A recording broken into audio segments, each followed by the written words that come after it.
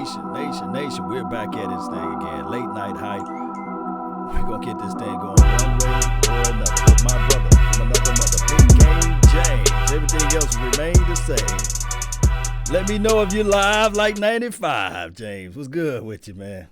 Let me see. Am I live?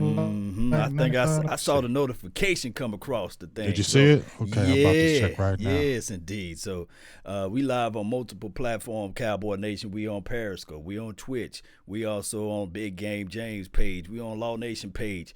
All of the information still be the same, Cowboy Nation. We're going to talk about the Cowboys' new era. But before we get into this thing, man, heavy hearts this week, man. Heavy hearts. My mind, my soul, my sinew, all of that stuff was rattled, man.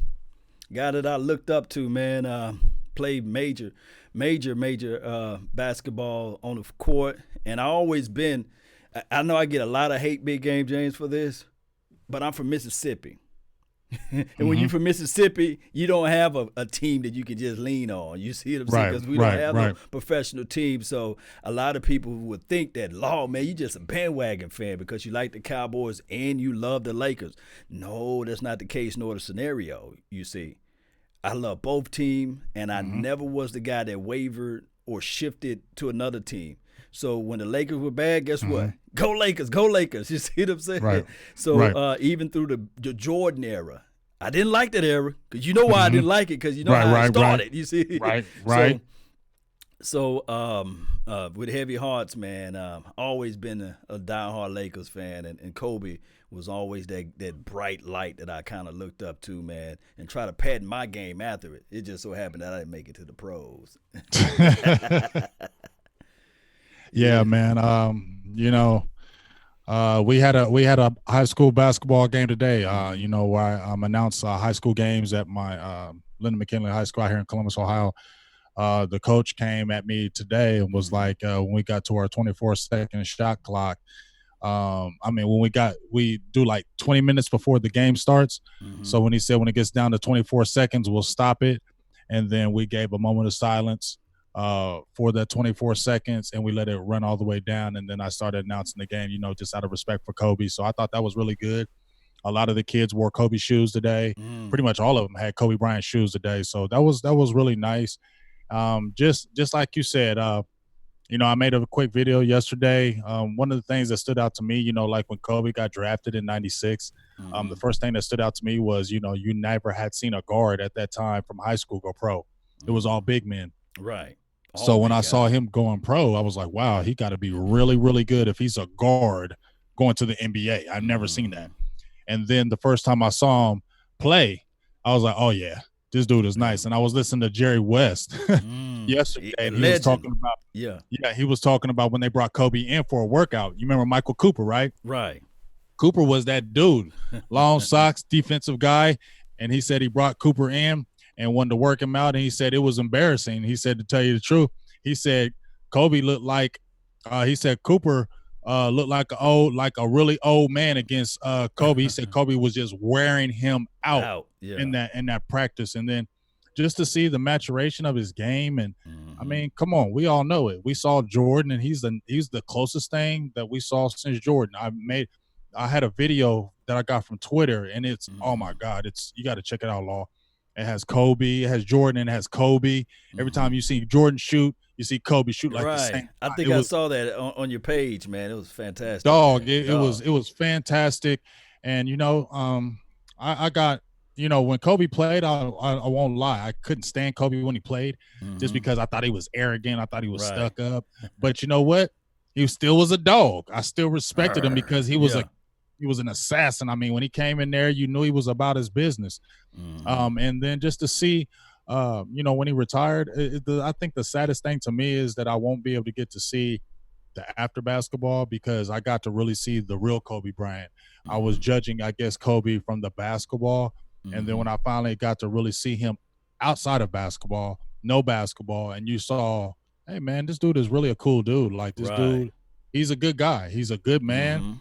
He's a really nice guy. He's intellectual. He's a family man, which I'm huge on. Right. And I just got, it's just sad that, 41 years old, you have an icon like that goes away, passes away like that. It's just, it's disheartening. And I think they're making a thing right now where they're trying to make a petition to change the icon from Jerry West to Kobe Bryant.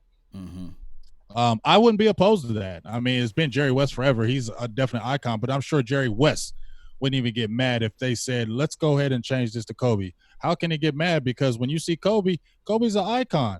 He's one of the few athletes in this world that when you mention Kobe around the world, you know who he is. Right. You don't have to say Bean or Bryant or Mamba. You already know. You just say Kobe, and they already know who that is and what he brought to the table. And watching him grow from, I guess, and I'm still, I'm talking about watching him grow, and I'm a young guy myself, but watching him grow from this 17-year-old kid, and then all the way through the 20 years of playing that basketball, through his pitfalls too. It wasn't all sunshines and rainbows, because a lot of people gave me a lot of hate when it was the Kobe versus the Shaq situation, and then on top of that with the other allegation that happened in Colorado. Man, it had me scared as well. I don't know what when I walk across somebody in Colorado. I don't even want to talk to a certain person in Colorado because of those type of situations. But when you look at Kobe's collective, and then on top of that, for him to ultimately get caught in the way he got caught, and then also was saying, hey, Karl Malone was doing it too, you know what I'm saying? And Shaq was doing it too. So I got so much hate through my eras of living and supporting Kobe, but he went through that. You see, he scathed over that, and he overcame, and now we can look back at the legacy and look at all the bright things that he brought to the table, and people fail to realize that the same drive that I got, the same drive that I see that you have, it's from the Mamba mentality, man. It's straight up from that mentality. I mean, he made you go hard. Like he went hard in everything he did, especially on the basketball court. He never took cut corners. And that's what I really respect about him. And then even what you said, what made me respect him even more is when he did have that situation that went down in Colorado, for him to come back and get on national TV with his wife and say, you know what, I messed up. I was wrong. I did wrong. You know how hard that is?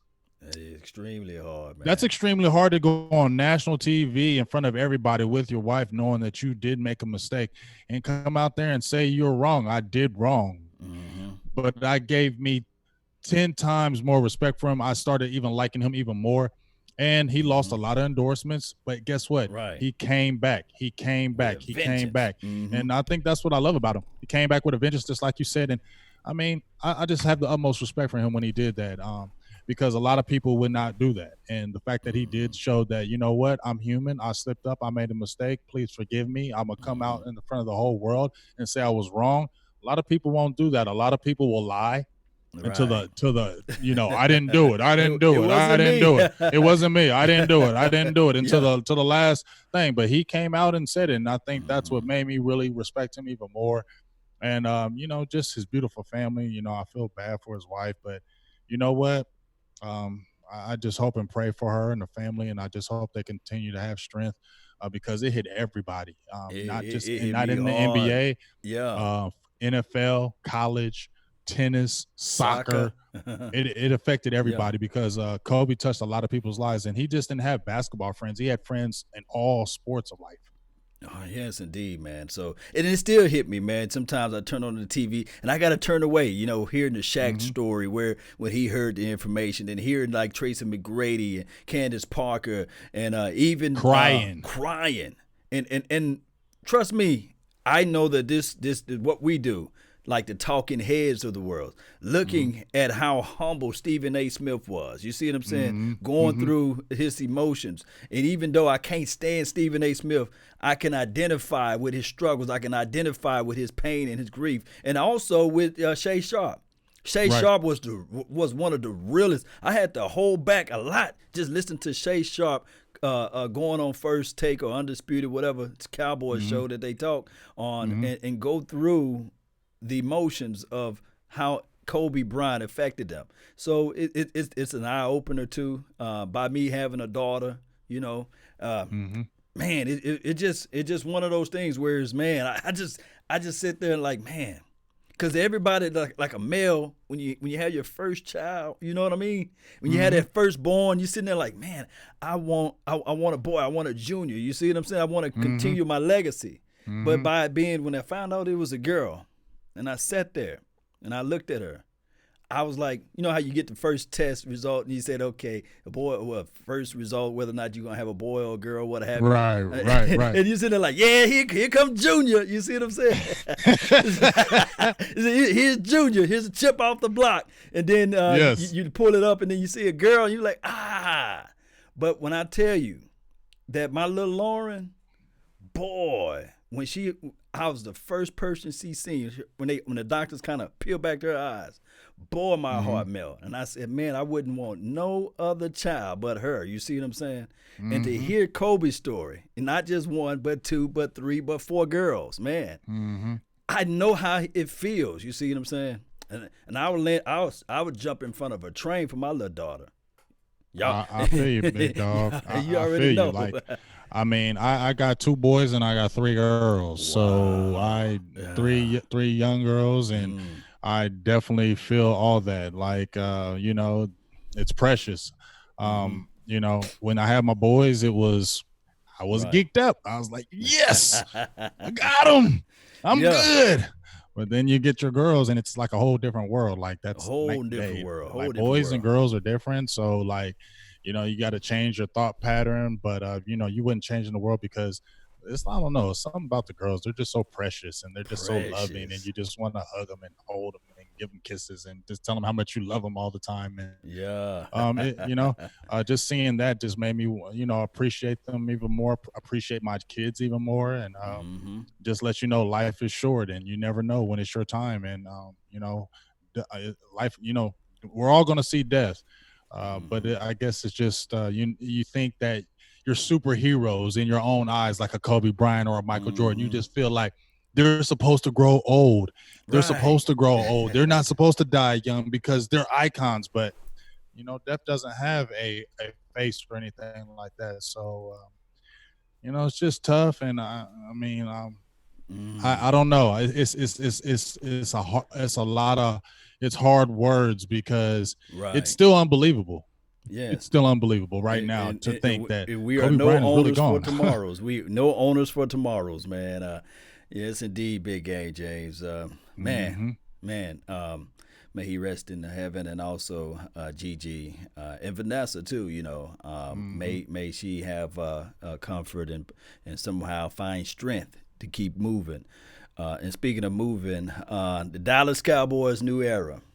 That's the title of the day. The Dallas Cowboys' new era. Question mark.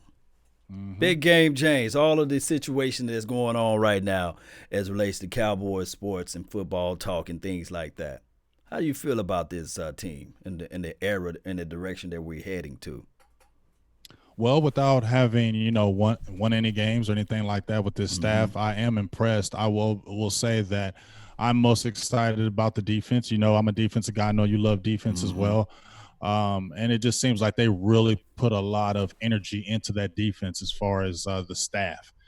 Edwards was a big one. I mean, me and you talked about it. You sent me that message and said, hey, getting Edwards was huge. That was a slept-on signing, and that was like a last-second type of signing where we kind of scooped him in. And, you know, he had a tour of duty already with the Cowboys, and he coached when he had Dak Wynn and he had Dexter Copeland. We saw what they did, 2 undersized linebackers that were 100 tackle guys every single year. And I mean, they did their thing. And then to see what he did over in Minnesota with Barr and Kendricks, and he had that defense. I mean, we know that Minnesota defense. That was a good defense over there. You get what I'm saying? And he had them playing. So, and I really like Tom Sula. I really like Tom Sula. I don't know why I like Tom Sula so much, but I just really, really do. I feel like he's that grimy guy. And he said he likes some juicy defensive tackles. And you know, I like him. He's just one of those guys that he's not that proper guy. He might curse in the press conference. He's that gritty, grimy guy, and that's what I want. I want that gritty, grimy guy. And then to listen to Mike Nolan, he just had his interview yesterday with the Cowboys. Very professional in how he was talking and how he's presenting himself.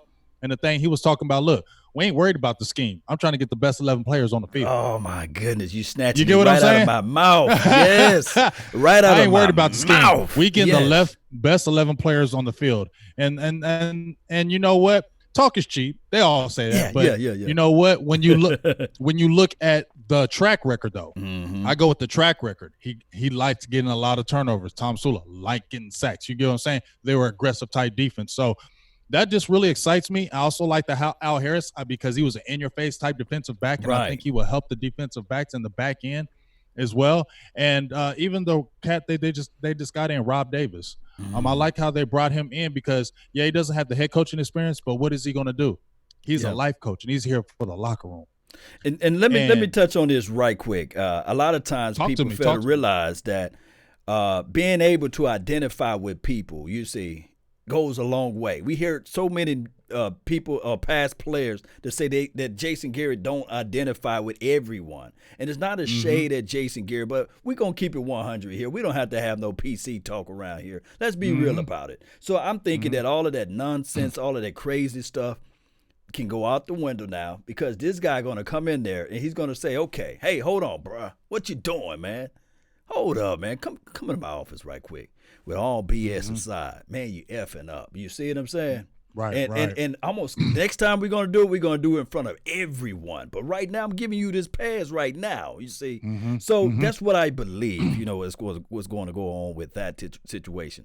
Now, when we go look at the other people, when you said that Nolan said that he want the best 11 that's out there, when he said that, I said, yes. Right. Yes, because we should never allow a scheme to look at a player and say, TJ Watt, you don't fit our scheme. No, coaches elevate. Coaches are able to look at TJ Watt and say, okay, you don't put your hand in the dirt. We'll fit you in there. We'll figure it out. Right. That's what you do. When you get a dog, you don't worry about where you're going to fit that dog. You just say, you know what, you too good. We're going to make it work with you because you're just that good. And just like you said, we've missed out maybe on a few guys because they weren't the certain length, or they didn't have the long arms, or they weren't 6'6" coming off the defensive end. Now I feel like hopefully the approach is, you know what, we're getting players and we're getting playmakers. We want to have an aggressive playmaking type defense, and the only way we can get it is getting these type players. And even McCarthy said so we're going to get the best players. We're going to get top players up in here. Right. So when you hear that, and then I don't take it as face value because I look at all that experience. I think Bobby Belt may have put it on his Twitter, or Dave Hellman. I think it's 168 years of experience. Wow. With all the coaches involved on the roster. That's a lot of experience, dog. It is. And that's what I like to see. That's a lot of experience. That's what I love to see because you feel better because they've been there and done that. You got guys that have already been head coaches, so they've seen it. It's like the guys that are on the roster right now, as far as the coaching, they've been there and done it, and they've seen it. So when they come into these new players, it's not going to be wide eye. What are we going to do? No, we already got a plan. What we're going to do now? You guys just need to follow this plan. If you don't follow the plan, then maybe we won't have you, and we'll have to get somebody else in here.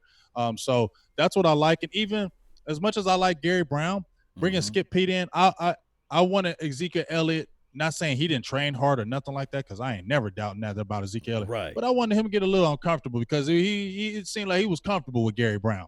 Yeah. And I think that's maybe one of the reasons why he might not be there, because we want to make it a little bit uncomfortable for you, make it not so easy for you. And let's see how you work with that. So, and even Ezekiel says sometimes change is good, and we got to move on. So I think it's brighter days ahead for the Cowboys, especially with experience. And I like going in with experienced staff. I'm glad they didn't go with the college route or with a college coach, because it just would have been too much uncertainty in my eyes, him picking the staff, but you ain't never coaching the pros. You get what I'm saying?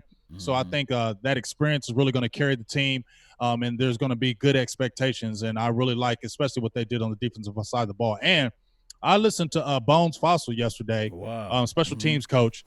I like him. Energetic. Yes. You could tell he's meticulous in what his work, and he really is on the smaller parts. And not just that, Law, he was loving that the Cowboys, he was like, this is a dream job for me. Just like Mike McCarthy and just like Mike Nolan. them coming over to the Dallas Cowboys, they're saying, man, this is like a dream job. This is a job that, man, once I knew I was going to coach for the Cowboys, man, that meant everything to me. So with that being said, when you got these guys who've been in the league a very long time and they're saying, man, I'm glad I got on with the Cowboys, I like that because maybe they'll take it a step further, making it even more personal for them as far as getting victories and getting the championship back in the Cowboys' land. Yes, indeed. So when you said that, it just goes back to this right here.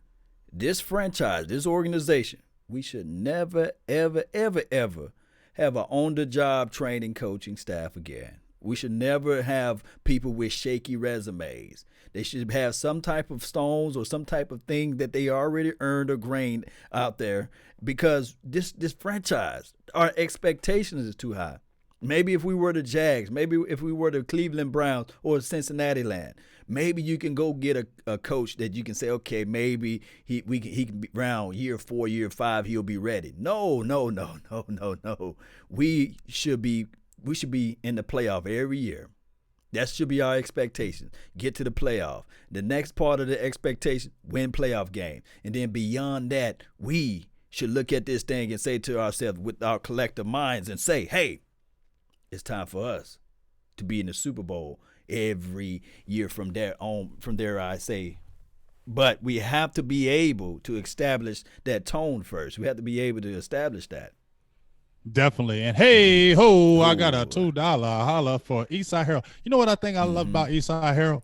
He talks so much trash, but still donates. I love you, dog. I just want to tell you that. I got mad hopes. He says, don't get your hopes up. I definitely will get my hopes up, Eastside. I will definitely get my hopes all the way up. I appreciate you for the donation, but I'm going to get my hopes up. You don't get your hopes over there with that Bill O'Brien, and while you thinking about me, you better worry about Bill O'Brien being your coach and your freaking GM too. Yeah. Oh, y'all in hella trouble, big dog over there. I'm sorry, you in a lot of trouble. I'm sorry, you should have never did that. But I definitely appreciate the donation. But just like you said, Law, expectations are different. You like the Jaguars and things of that nature. Maybe they have certain expectations, but when you're the Cowboys, the expectations are the highest level. That's just the way it is. And so if your expectations are at the highest level, I feel like you have to get coaches to match that. You just can't get the regular coaches to coach the Dallas Cowboys because there's higher expectations. Because people can talk all the trash they want about the Dallas Cowboys, how they ain't won a Super Bowl since VHS, this and this. But I always say this: I like catch up. VHS haven't won a Super Bowl since VHS. Hey, yeah, we ain't won a Super Bowl since VHS. I get it. But all them teams that still talk that trash, look how far y'all still away. Y'all still got to catch up. So y'all don't have those expectations because you ain't got 5 Super Bowls. Yes, indeed. You ain't been to 8. Shout out, you get what I'm saying? Shout out to Natasha for joining the membership. I really appreciate you. Ooh, lady. I like that. Membership's even better. I like that even better. Because the membership, you can help support the nation throughout the entire month. You basically, because for one, you're going to get a personalized logo, and then for two, with your donations to help grow the nation, you supporting the nation by I'm being able to use these words now. Forecast, my budget. You say. So when we get out to Oxnard, I can say, okay, I'm going to have this amount of remunerations to put aside for this particular trip. So I really appreciate you all that help support the nation in those causes.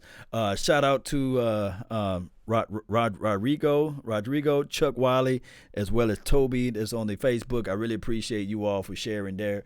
And Big Game James, who you got shots out to, man?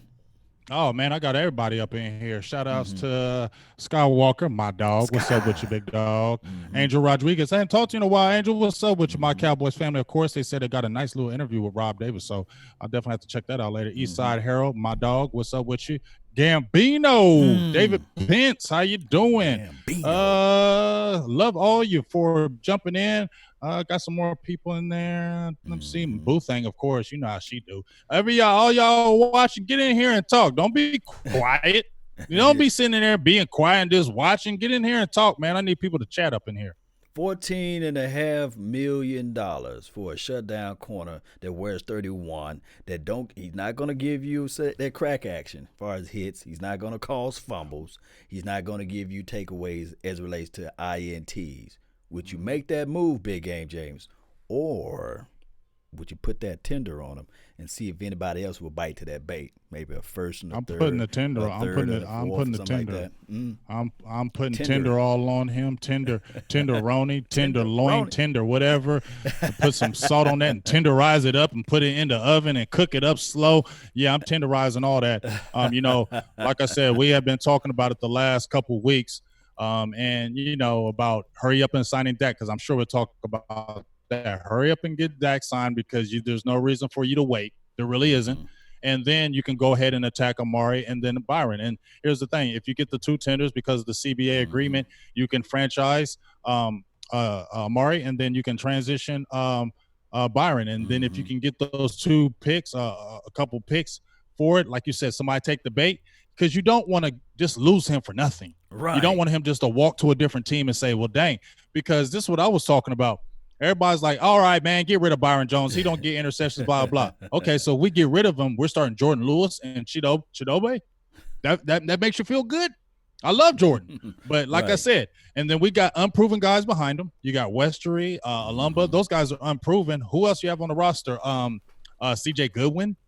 Are those guys any that makes you feel good about yourself? And then if you draft a corner, like I said, cornerbacks in the draft to me are I don't trust them. I don't trust them. Fickle. Receivers, maybe running backs that come into the league, I think it's easier for them. But when you're a defensive back and you're coming into the NFL, I think it's harder to transition. So I don't put my weight in a corner. We saw, and I'm not going to say everybody's going to do this, but we saw when they did Morris Claiborne, they put all that stock into him. What happened? He wasn't good with us. He was like a bust. He was a flop.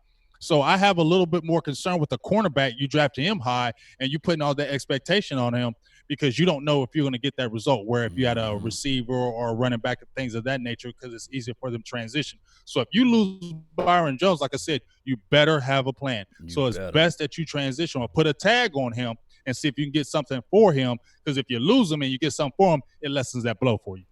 Yes, indeed. So with the 17th pick, if the Cowboys go get a Christian Fulton, or if they go find a way, if Trayvon Diggs fall in the second, and I guarantee you he won't, he's going to be a guy that probably go in the first two. He's 6'2", 207 pounds. C.J. Henderson, the Jeff Gladney, A.J. Terrell, all of these guys got big old question marks on them, you see.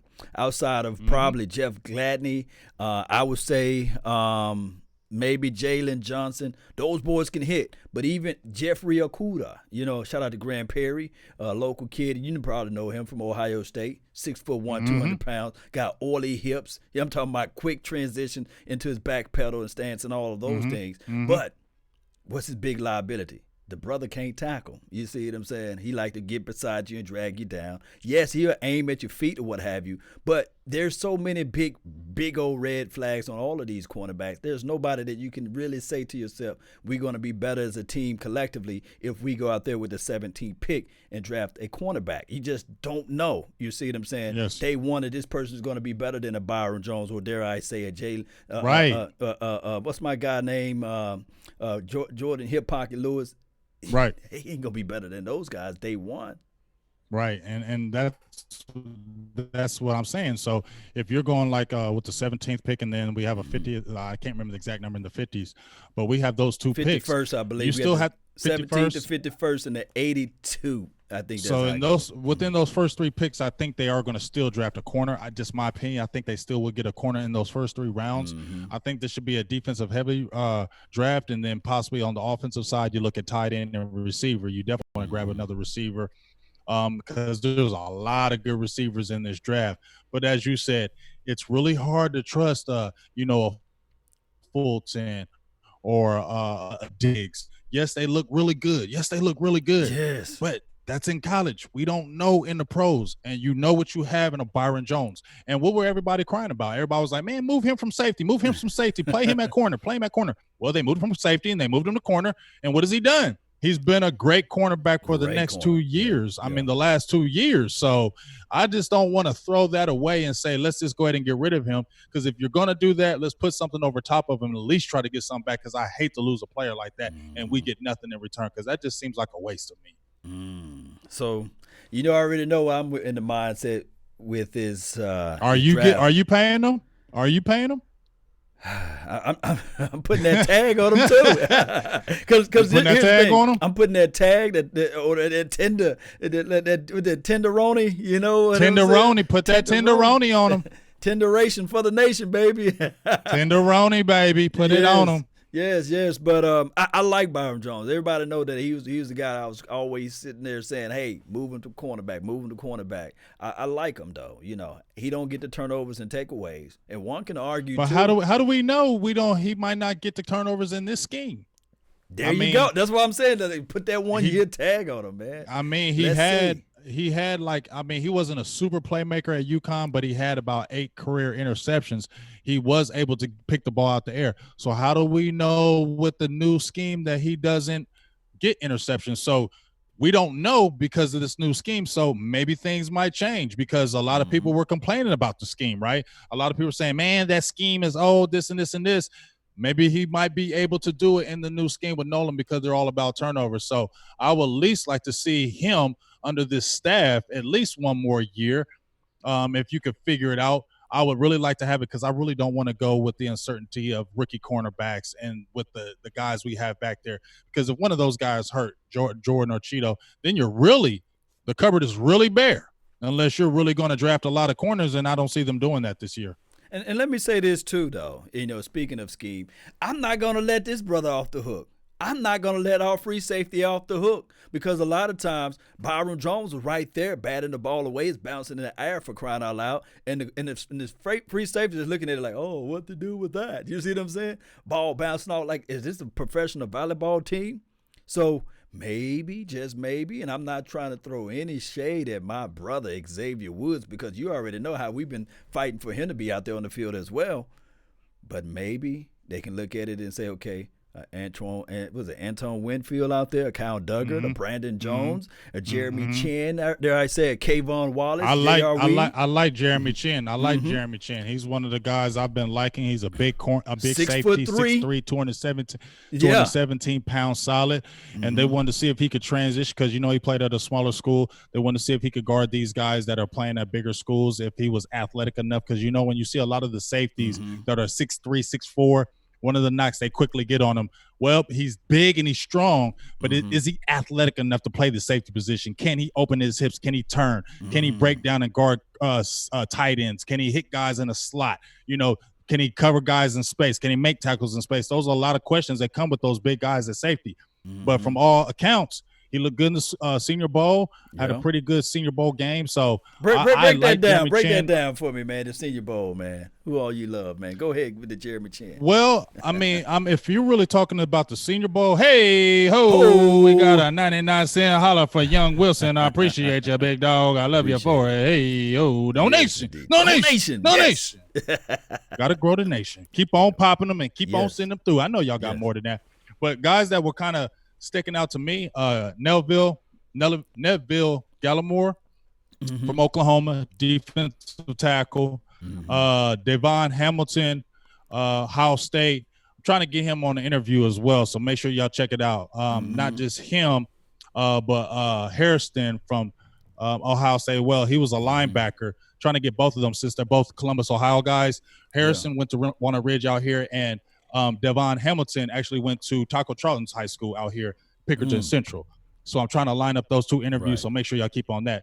But I like those. I like Devon Hamilton because he's a big boy, and really you see a lot of defensive guys that come from Ohio State as far as defensive ends and defensive linemen. They really do good in the NFL. Even if they're not high draft picks, even if they're like 4th or 5th rounders, they usually are steady in the league and stay long in the league. So, and Hamilton's like 320-something pounds at 6'4". That's a good size, and he was playing really good in that game. He was commanding a lot of double teams, and he was penetrating the gap along with Gallimore.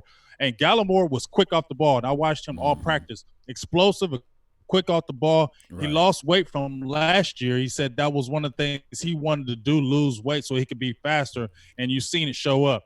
Also, another guy, because I really like the North squad. The South squad, I know we got Ken Law, but they didn't really impress me a lot. That South offensive line was trash.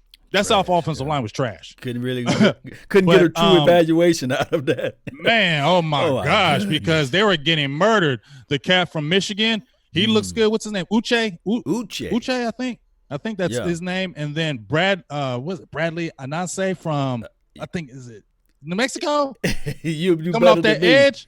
I'm gonna murder some 6'5". He had 13 sacks last year up in Utah, I believe. One is in New Mexico or Utah, one of those two teams. Mm-hmm. But when I watched some of his tape, he didn't dominate, but he looked a little stiff. But when he got in that Senior Bowl, he looked all world. But when I looked at them offensive tackles, they were kind of trashy. You know what I'm saying? So I seen those two guys were coming off the edge. Also, like I said, Jeremy Chin was somebody I was looking at. He didn't have the greatest game, but I do like this cornerback, Dane Jackson from Pittsburgh. I like him. Also, Darnay Holmes, 5'10" cornerback from UCLA. I liked him. Hey, before you go a little bit further, hey, Cowboy Nation, y'all write those names down, man. I'm telling you, man. Big Game James been doing his scouting report, so y'all write those names down. And if you guys have somebody, put it in the comment box too to help us out. And shout out to Young Wilson for making the donation to help grow the nation with the 99 on your mind. Holla, that's what I'm talking about. And Jet D, 99, holla, yeah, D. holla, hey, ho, we appreciate too, you. Really appreciate you. Talking about baby beard. Shout out to the baby beards out there, baby. It's growing yes, though. It's growing. By Oxnard, it'll be ready. Right, it's gonna be full and thick. Yes, and also another player that was kind of Jason Strobridge from North Carolina, defensive end. He's been talked about a lot. And one thing I noticed, if you looked at North Carolina, they have a lot of good defensive ends that have been coming out in the NFL lately. I don't know how dominant he's going to be because he did get a little bit locked up in practice, but he has good hand usage, quick off the edge, pretty good strength, good size. So I like to see what he's going to do. So those kind of guys, I was kind of looking at. Jeremy Chin is another guy that I was looking at. There's a cornerback from Iowa. Gosh, I can't remember his name. So many of these names. It's Michael, I believe. I can't say the last name. But remember, keep an eye on him from Iowa. He's a 6'1" cornerback as well. Big Ten cornerbacks are pretty good in the NFL. So I like the way he was playing. So those are some of the guys I was kind of noticing.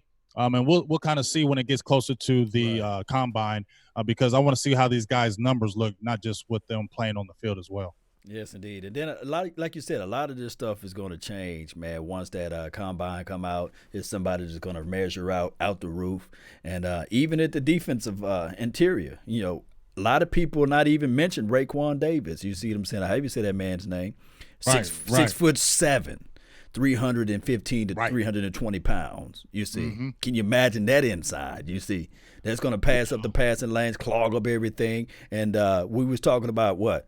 D-Law having issues getting off double team and triple team. Okay. Okay. Try to double team. Okay. You put somebody in there 6'7". You can't look, Big Game James. You can't coach height.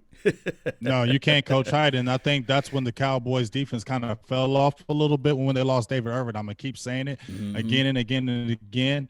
The defense was nice. I mean, we had a pretty good defense the last couple of years, but when we really lost, or the Cowboys lost David Irvin, it was a big hole. Because, man, David Irvin, he was good. If he would have kept his head together and really loved football, he could have been dominant and dynamic. Do you know how much better he made our team just with a 6'7" defensive tackle? You can slide him out at the end. You can slide him at the 3 tech.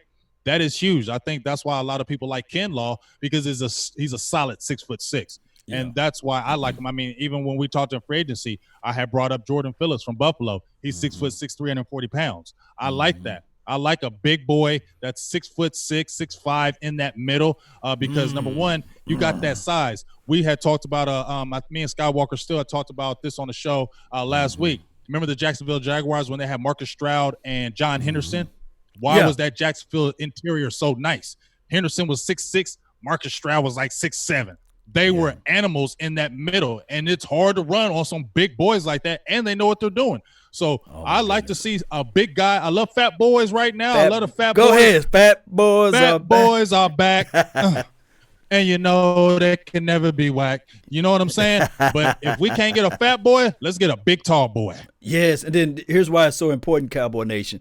When you have somebody 6'6", 6'7", we already know the edge is going to be collapsed anyway. That is what D-Law does, right? And I think that they're going to sign Robert Quinn back. They'd be foolish to let him go, regardless of the scheme that we run. Do you think they're going to be able to afford him, though?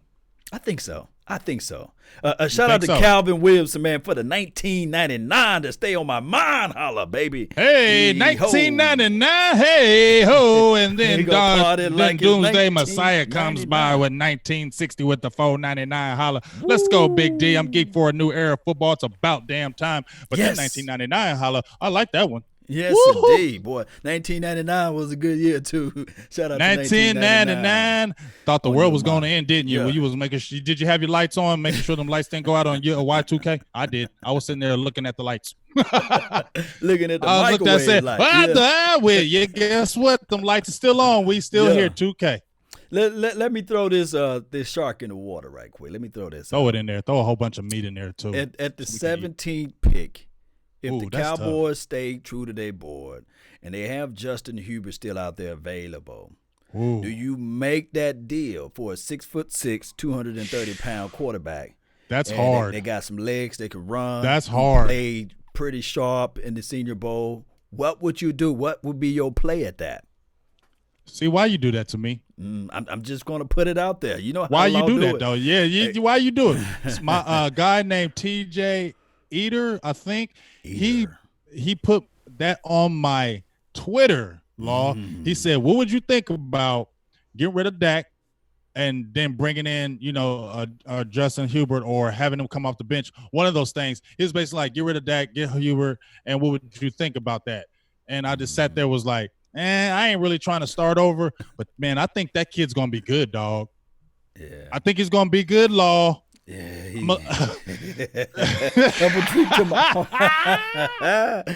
we passed up on Lamar. We went and got LVE. Man, Lamar was sitting there like, I'm gonna be honest with you, Law. That would be hard to pass up, Law. I'll be straight up with you.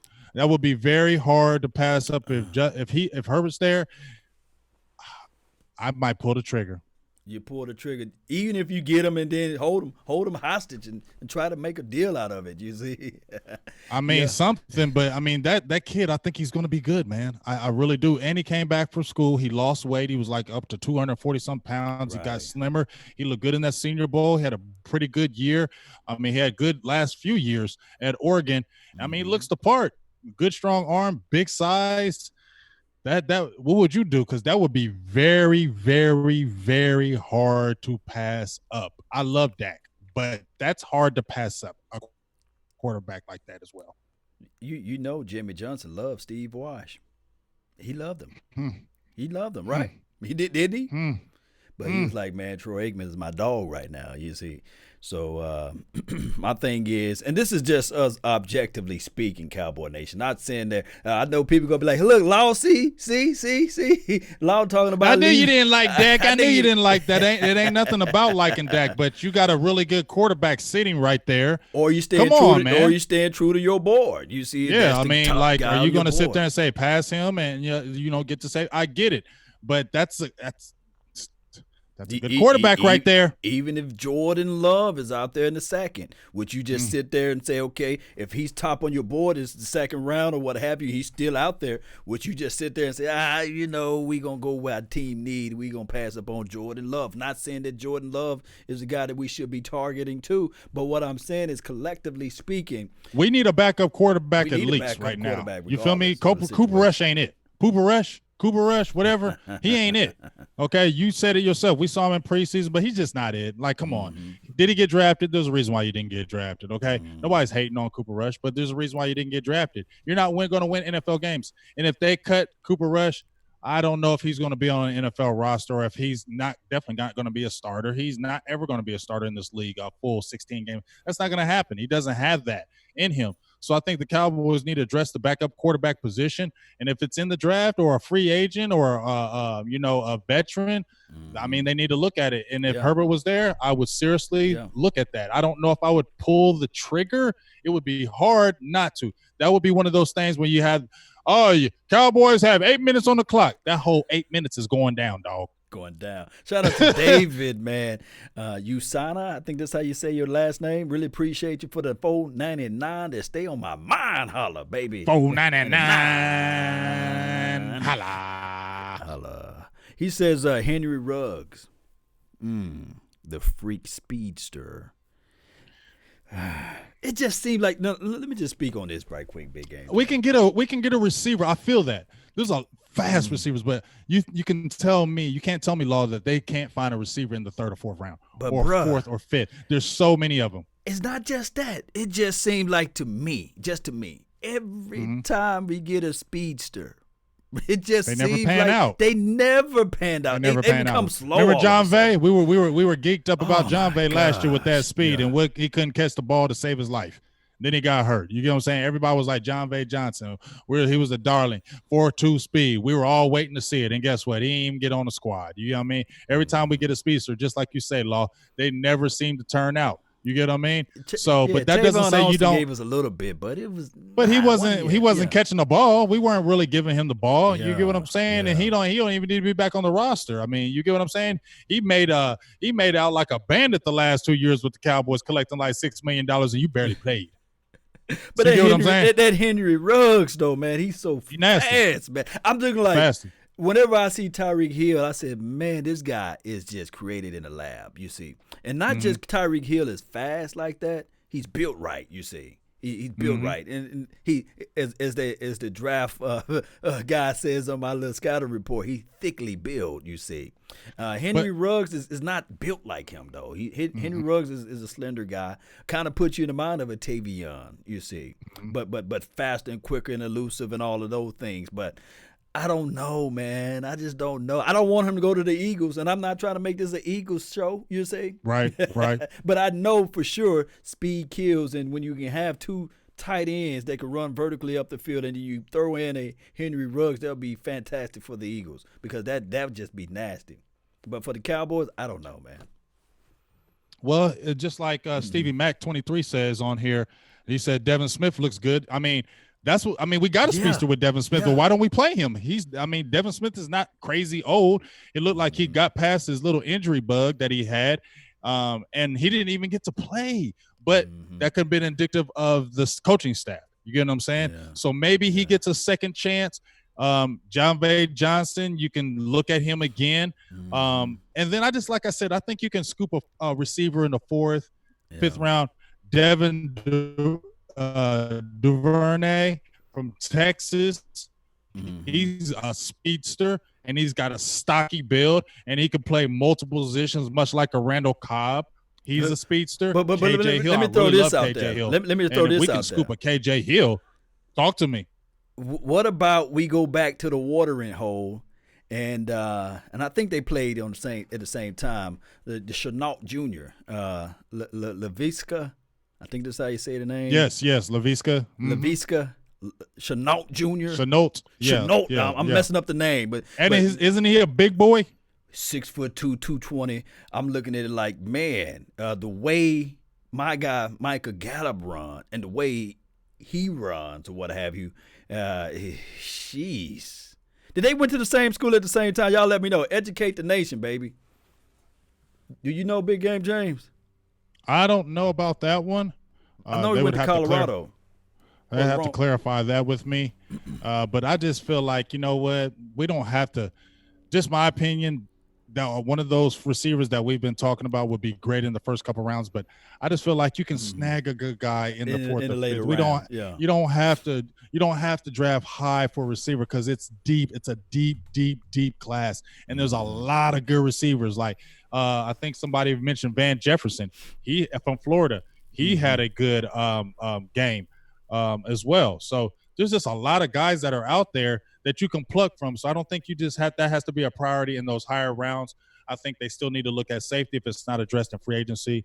Of course, defensive tackle, just to add to it, because like I said, there's not a lot of guys that are signed on the line, defensive end or defensive tackle. So I think that has to really be heavily addressed because we have a lot of improvement. I think you mentioned it a couple of days ago on your show. We got a lot of improvement defensive ends.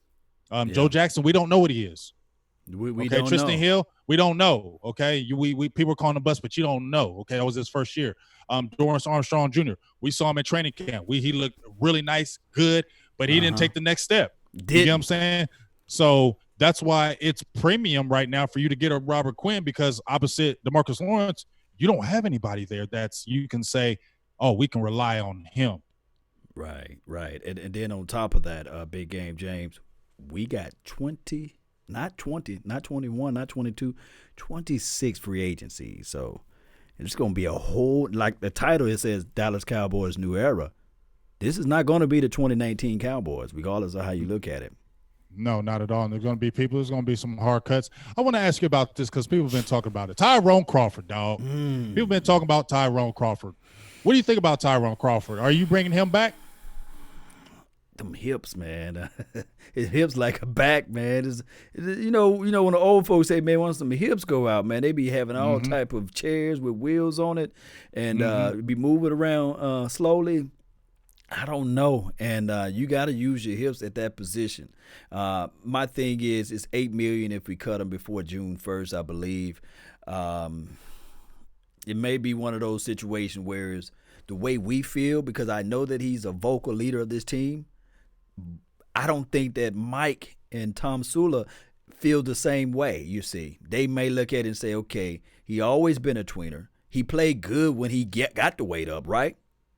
But we said, okay, hey, man, can you lose some of that pounds again and put you on the outside again? So unless he's eating now and drinking cartons of milk, and he's going to be that big plug that's going to be able to squeeze into this new scheme, because it's going to be 2-gap responsibilities. They may say, okay, we can run some variations of 1, but they're going to run 2-gap, you see. That's what Tom Sula coaches. I don't think that I like Tyrone Crawford at a 2-gap at his size, dare I say. So this may be a business move where they say, sayonara. I mean, I already told you, Law, how I felt about Tyrone Crawford. No hate on the butcher, as the Marinelli called him. I don't have any hate on that, but I just feel like your time is your time is up, in my opinion, unless you do a Sean Lee where you take a serious pay cut, right? A serious pay cut. But I said Law last year when he got hurt, cut him, save that $8 million. You can use that, and what he got hurt, so you didn't even see him all last year. And he's about 30 years old, and he's had multiple injuries. He's had like you said, he's had a lot of injuries the last 2 or 3 years on his body. And I just feel like you said, the staff could look at him like, hey, you was a great soldier. You was a good guy. We appreciate everything you did. But you know what? We're moving on. You get what I'm saying? We need this young blood. We need fresh blood. Now, I can understand you keeping him for that veteran because you don't have a lot of guys on the roster that are, that you can depend on, and contracts are up. But I just feel like unless he takes a major pay cut where you're not costing the Dallas Cowboys any kind of money where it's hurting them, then yes. But if we're talking about he's trying to stay, because he's talking about maybe taking a pay cut, but if he's not doing that, you got to go, bro. Yeah, word on the street, they flipped a quarter to keep Leon Lett. They said, look, man, let's flip this quarter, man. And are you serious? Shoot, they cleaned the house, baby. They cleaned up everybody, you see. So Leon Lett was the only guy that stayed on the defensive side of the ball. And then on top of that, if you look at it, Kellen Moore and Nuxmeyer, those are the only 3. This crew came in and said, clean up. Everybody clean up. I used to love that. My daughter loved that song. I know. I would. My kids would be singing it. Clean up, everybody clean. I wouldn't say it to them out loud, but I'd be singing it, humming it to myself, like clean up. It says, shout out to Toby, man. Thank you for tuning in. Gallup went to Colorado State, though. Okay, appreciate you for the information for the nation. So two different Colorados. I know I was wrong. I just saw Colorado. but Chenault, man, he is a bad boy. I looked at his picture when I was doing this evaluation for the nation, and I said, man, the dude look just like a woman, man. But neither. Just look up his picture. I am. Now that you said it, I'm going straight to the picture. Like, as soon as we get off here, I might try to do it while we're on the show right now. Look like one of the Wayans, the Marley Wayans, remember them? With dreads. I said, no, man. But the boy can ball, man. Shout out to Chenault. I hope he don't come out there and get me. Shout out to Jamal Addison. Shout out to you, Toby, again. And shout out to Rodney Ellis and Sandra Love. Really appreciate you. And Akeem. Yes, Yeah, man. indeed, big game, James, man. So, thinking about this as we look at this free agency, my guy South of Heaven said actually it's going to be 29 free agency because of the restrictions or what have you. I think 3 or 4 are restricted or Yeah, what but we have got you. a lot of So, guys who they're not going to keep. I mean, a right, lot of these right. guys are fringe players, not probably Mm-hmm. going to do a lot of impact. It's some major guys that we're talking about that we're looking at. But go ahead. What was you going to say about the No, free no, agency, big dog? no. Somebody said too. LaShawn says, "What about Daniel Wise? You think he's Oh got a yes, we chance?" forgot about Daniel Wise. Mm-hmm. Definitely forgot about him, and he was moving and shaking in Mm-hmm. training camp, but he didn't really get no work. He looked good in some preseason games too, so that's another player that the Cowboys were really high on last year. Mm-hmm.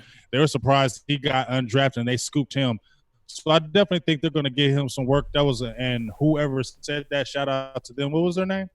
What LaShawn, was their name, Law? LaShawn McCall. LaShawn. Great. Yeah, great hookup because I forgot all about Daniel Wise and he was very impressive in his short little time in training camp and preseason games. So I like to see what he can bring to the table too. But once again, Mm-hmm. he's still unproven. Speaking of unproven, we have a Jarwin on the roster. We have Mm-hmm. big old red flags and reservations on Schultz because we haven't Yeah, seen oh my anything. And the gosh. one pass that he Right. did catch this last season, we're like, man, Jason Witten look like he can run faster than that, bro. You know what I'm saying? Oh, So, he looked like Jason Witten part two. right. So you got the Bryce Hopkins of the world, the Hunter Bryant, the Cole Kemet, the Thaddeus Moss, the Jared Pickney. So who do you pretty much, or you have anybody else in mind as it relates to tight end play? Who do you have in mind? I will be honest. I am going to have to look at the tight end position. I'll be honest. I've really been Mm-hmm. staying on the defensive side of the ball. I've been studying tackles. Went over some linebackers today. Definitely cornerbacks, safeties. I've been really looking at them because defense is my thing. I've been very vocal. I know it.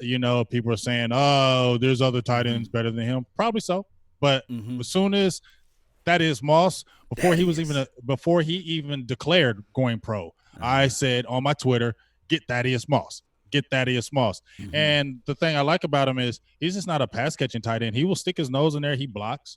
Mm-hmm. Um, he got over 40 catches this past season.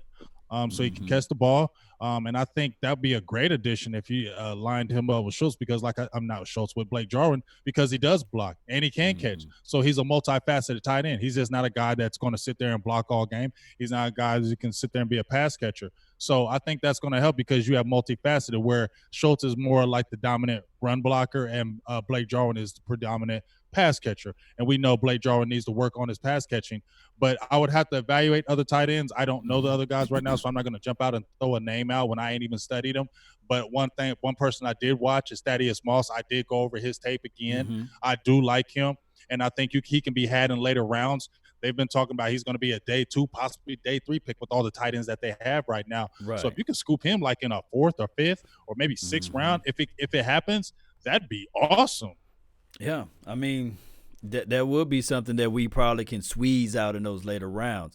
Now, although we did this last year, and I wasn't really fond of it, we brought back Jason Witten for a cup of coffee, right? And we said that's going to slow down the process. I Mm-hmm. just watched the Pro Bowl. There was this other guy named Jared Cook. I don't know if he's going to be a free agent. I think he will be. Um, would you bring him in for a cup of coffee and you will have him paired up with, dare I say, a Jarwin? Although, I think Cook will be familiar with the system and these sorts. How would you entertain that? Or Eric Ebron, I meant to say. What about him? Well, I already been on the Eric Ebron train since 2017. Mm-hmm. I like Eric Ebron. The only problem with Eric Ebron, I think he's going to cost a lot of money. And I don't think the Cowboys should invest a lot of money in Eric Ebron, even though he is young. I think he's 27 years old, possibly going on 28.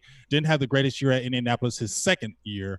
First year was awesome because he had Andrew Luck, and then he had the influx of Jacoby Brissett, Right. the up and down quarterback play. He had some drops, but I do like him. But I just feel like he's going to cost a lot of money. Jared Cook will be a guy I would definitely bring in for a cup of coffee. See what the numbers are looking like. See what, work them out. See what you have left in the tank. He has a relationship with Mike McCarthy because he did play under him. So they do have familiarity with him. So I definitely would look at it. He's a little bit older, but I think he still has something to offer in the NFL.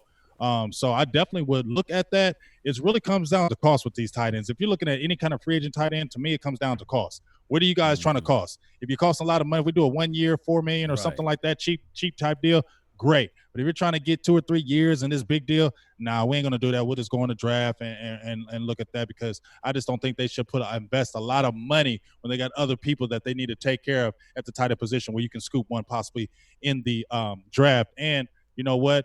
Even though we don't know, which we really haven't, Blake Jarwin, because we haven't really seen it, but we look at just in the small sample, it looks like he's a player. I mean, he had a career high in catches and yards.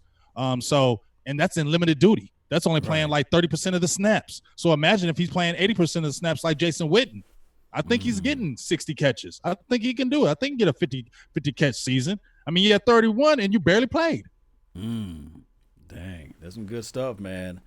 All right, so we getting close to the end part, and I see that everybody's saying that it's buffering a little bit. Cowboy Nation, you guys know how this thing go, one day at a time, one movement at a time, brick by brick. We stack these things together, and we always try to give you guys the raw flavor. Our shows are never scripted. You see, we just shoot from the hip. Me and Big Game Jay, we talk about something that we don't like. We love this, you see. We love it. We flat out love it, man. You feel me? Yes, indeed, man. So what you want to do, James? What you want to do, man? I want you to tell me about Dak Prescott, because you was talking. Yeah, I forgot to talk about that.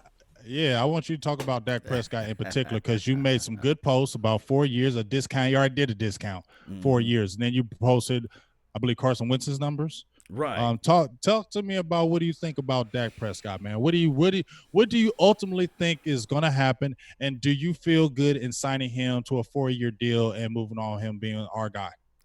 Well, my thing is with Rain Dakota Prescott, and here's the thing. I always say this quote from Nietzsche: "Do not spoil what you have by desiring the things that you don't have, because at one point in time, the thing that you do have was something that you dreamed for and longed for." And Dak Prescott exemplify and solidify all of the things I just said because of this right here. Dak Prescott is a guy that came into the system supposed to sit back on the bench and grow and learn from Tony Romo. Now, when we look at his collective body of work, the kid only made $4.7 million. I said only casually, because if somebody give me $4.7 million, I'll be happy as all let's get out. Happy as hell. I'll block the hell out of y'all if y'all gave me $40 million. Just give me the 7. I'll be okay. You know what I mean? Shoot, give me 2. I'll block the hell out of you. Give me 1, dog. I'll return punts. Yeah. Give me that. Give me that. But on behalf of Dak Prescott, he outplayed his contract. So the Cowboys, by them looking for a hometown or a home team, or however you want to say it, discount, is laughable to me, because of the fact that he it's already been given to you for 4 years. Shame on you for allowing the coaching staff to be here. You see what I'm saying? Shame on you for not moving in the right direction as far as the free agency, being coy and sitting there saying, okay, we don't want to dig deep into free agency because we want our guys. You see what I'm saying? So you had the moment, you had to move. If you really wanted to go out there and get guys that can make a difference, you should have then. That time is up. Now it's time to pony up and pay up. So you go ahead and pay Dak Prescott. You got $90 to $94 million in reserve. That's enough money. And then on top of that, you can always play around with the salary cap as it relates to Tyron Smith and the other guys that's on that offensive line. Because think about this, Big Game, James. Let me know if I'm wrong, Cowboy Nation. Didn't Jalen Smith beg for his money? We didn't hear him crying and saying he's going to do this and do that. Did you hear of that? So they wouldn't pay him. You see, he wasn't even asking for it. It was like he woke up one day, oh, clear eye view. Oh, you going to give me $54 million or whatever it was? I'll take it. Oh, didn't we hear a cry or something like that from La'el Collins? They reach in their pocket real quick. Oh, let me just go ahead and pay La'el Collins. You see. Right. You took care of everything but the main thing. Now, trust me, I believe, this is just me, I believe that they didn't see Ezekiel Elliott sitting out. They didn't expect him to say, hey, I'm holding out, sitting out. They didn't expect that. And it probably hit them by surprise with the Ezekiel Elliott situation. Because this should have been the year Ezekiel Elliott sitting back saying, hey, I'm going to hold out for mine, you see. But you see what he did? He pressed him. He said, I'm him. not coming in. I don't care what you're doing. I'm not coming in. And he forced their hand. And what happened? They caved and gave him his money. DeMarcus Lawrence said, I'm not getting the surgery done. You better figure it out. They caved and gave him his money. So that's why I feel like Dak Prescott, I know he's the good soldier, and we all know that. We all kind of have the feeling like Dak wouldn't do that or sit out because, I mean, he's already been talking glowingly of Mike McCarthy already. So you wouldn't see a Dak Prescott doing that. But in my opinion, if they don't really come to an agreement, you're going to have to do that and force their hand, Dak, and then see what they're going to do. Like, you're going to have to, because at the end of the day, like you said, you've already played on a discount for 4 years. Your numbers aren't trash. You haven't had 4 years of trash numbers. You've had good numbers in those 4 years. Your numbers have played above your contract. Okay? So you should get rewarded. It's not Dak Prescott's fault that the Cowboys were playing around and didn't sign him a couple years ago when they could have. Yeah. Okay? Yeah. They could have signed him for less money. And what are they doing right now? They still sitting on their hands, waiting to see what's going on. And then while you got Patrick Mahomes and then you got Deshaun Watson out there sitting there about to get big pay, they're about to get big money, dog. They're about to get big money. So why would you have to sit there and let them sign and then you waiting for Dak because he's just going to say, I want more money. Stop playing around. You got the money to do it. They said the language is that he likes the money, but I want shorter years. You've given, if you look at Carson Wentz and Jared Goff, what deals did they sign? 4-year deals. I'm sure that's what Dak wants himself. So if I'm comparing him to them numbers and those players, he's every bit as good as them, so he should be able to get that money. And he's been the good soldier. I think that what he don't want to happen, Big Game James, is him ending up signing that long contract. I think they probably put out 6 or 7 year contract.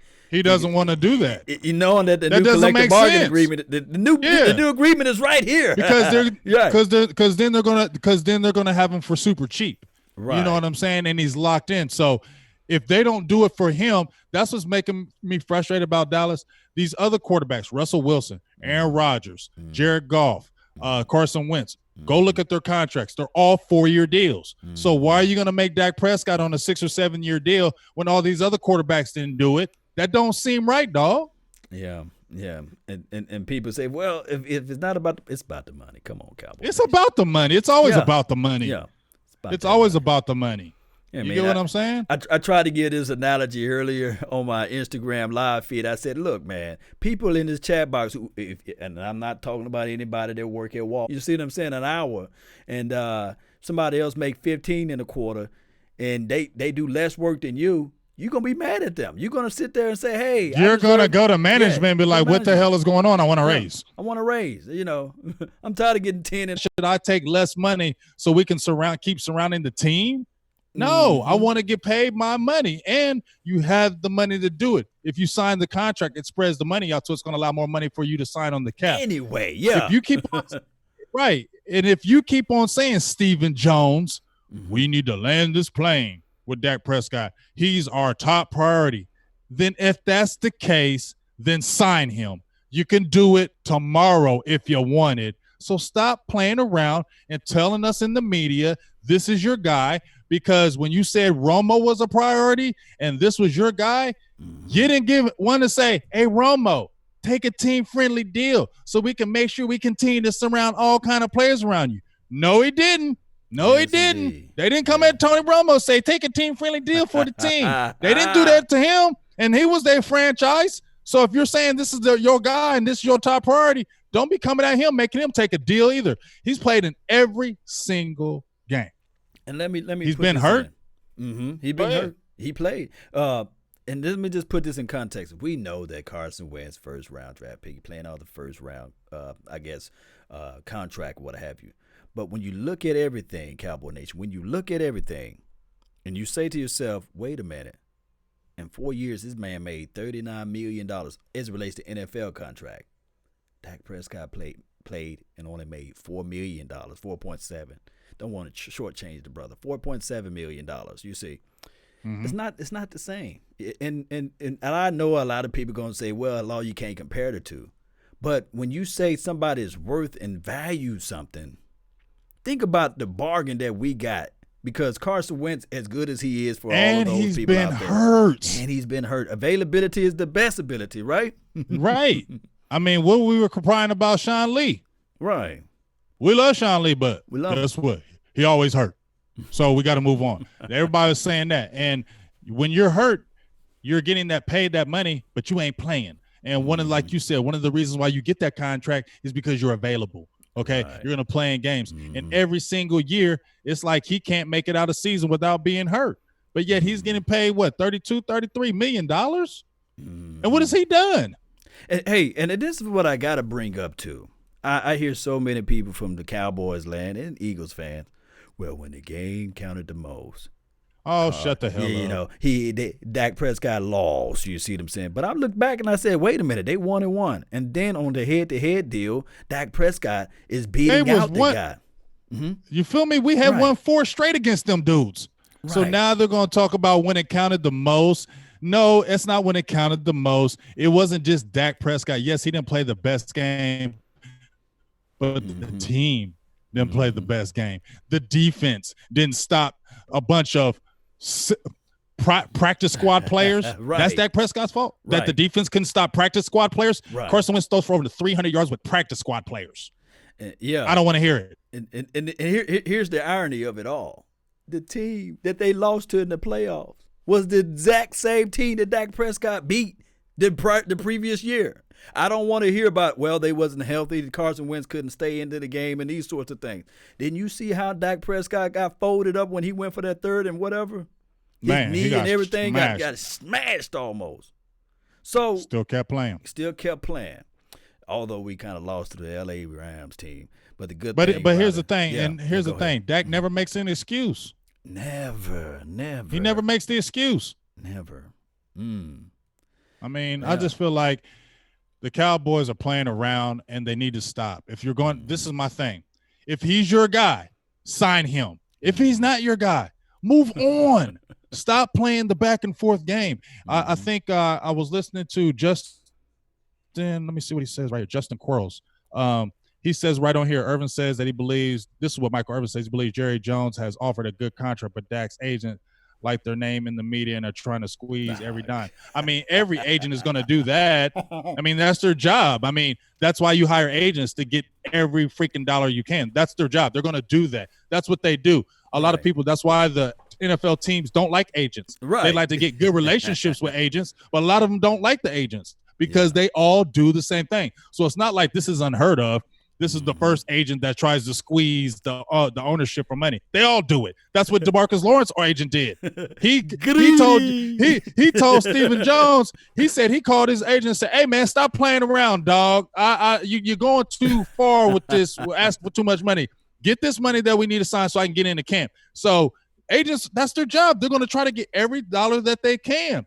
But at the end of the day, they were saying they were okay with the dollar amount. It's the years. That's what I keep on hearing. It's the years. If the Cowboys are steady on 6 and 7 years, I'm not playing that game. If you got these other guys that are in 4-year deals, then you need to give me the same type of deal too, and revisit this later in about 4 years. And here's why it would never equate to that, because they don't know what that new salary cap is going to be, or whatever that margin or that number going to be at this point. So that's why it's always spinning the circle around.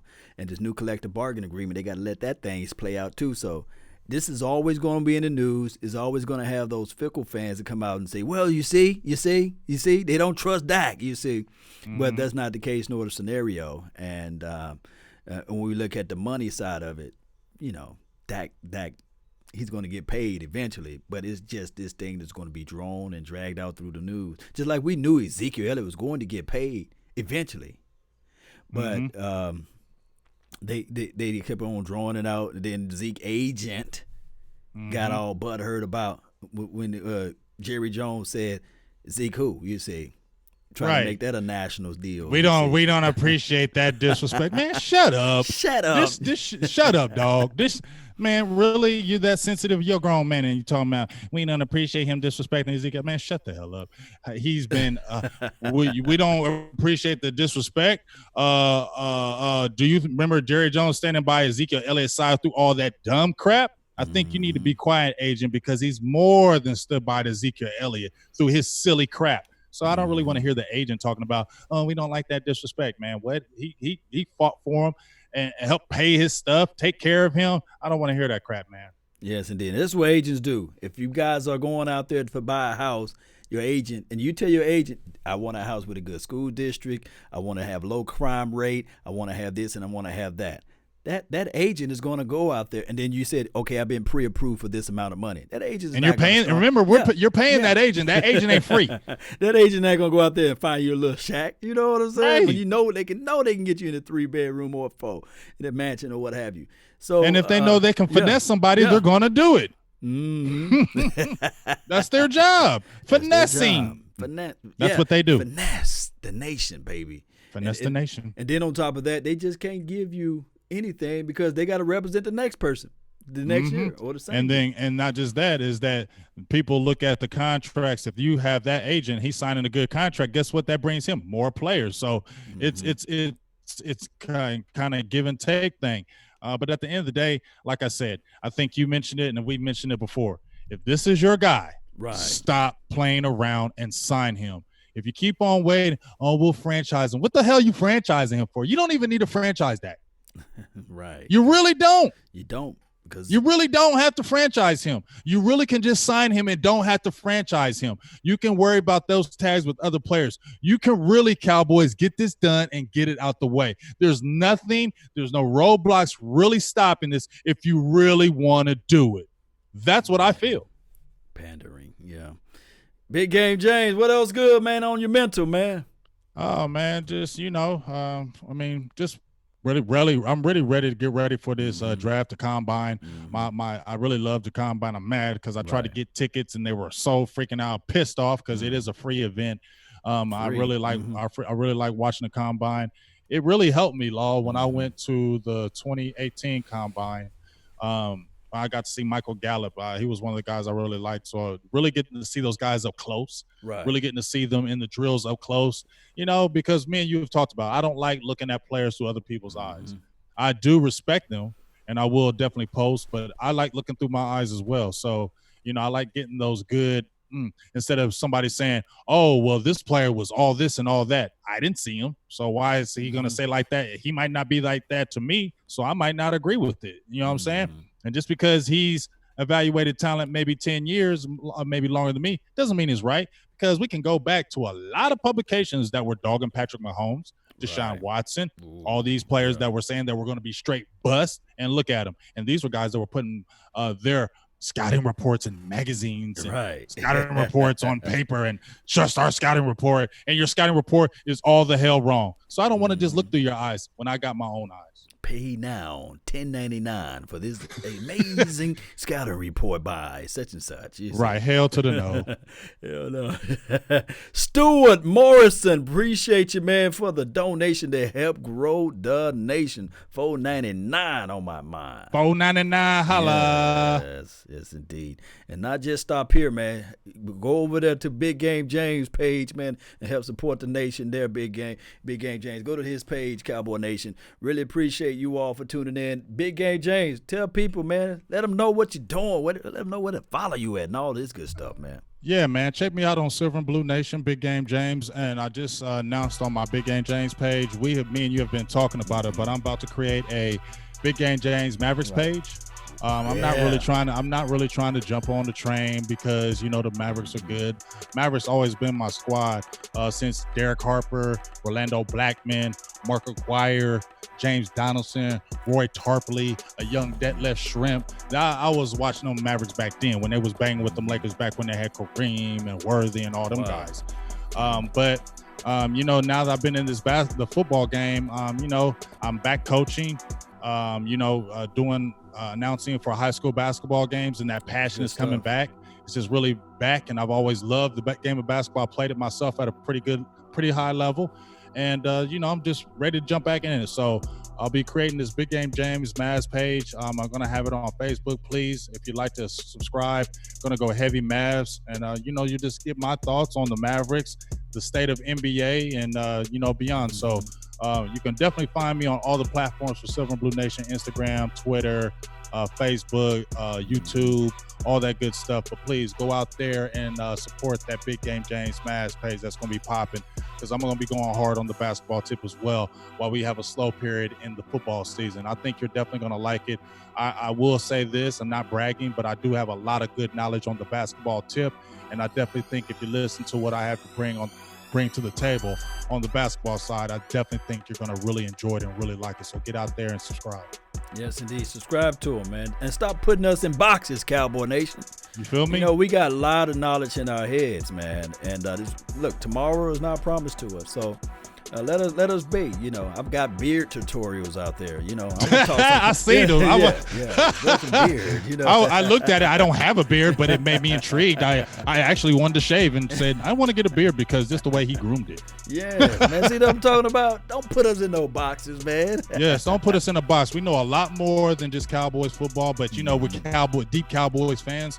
But like you said, we got other knowledge outside of NFL football. I mean, college football, college basketball, a lot of good things going on. So like you said, when I jump on do the Mavs, Law's gonna jump on it. Me and him are gonna talk Mavs basketball.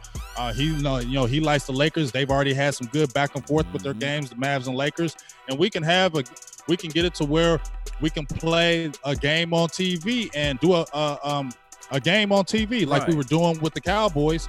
On Sundays when we were doing our watch parties, we're going to probably jump in there and have some watch parties with some NBA basketball games and have us announce it. I love doing announcing as well. So I definitely think you should be in store for, Law Nation. You know how he does in all platforms. But definitely check us out on that basketball tip. I definitely think, and also go subscribe to DDP.